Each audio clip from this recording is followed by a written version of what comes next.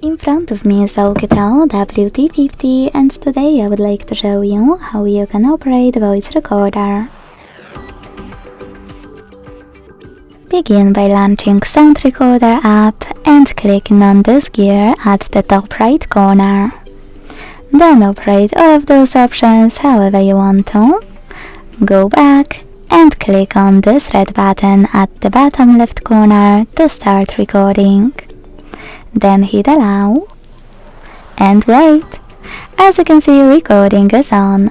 To pause it or unpause it, use the same left button. To end it and save it, click on the right one. Then name your recording however you want to and hit save.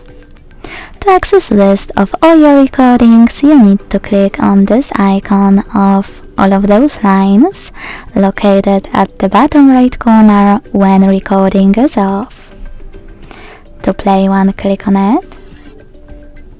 And to get rid of it, hold it and click on bin icon at the top right corner.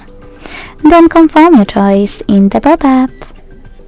Thanks so much for watching. If you enjoyed this video, leave a like, comment and subscribe. Bye!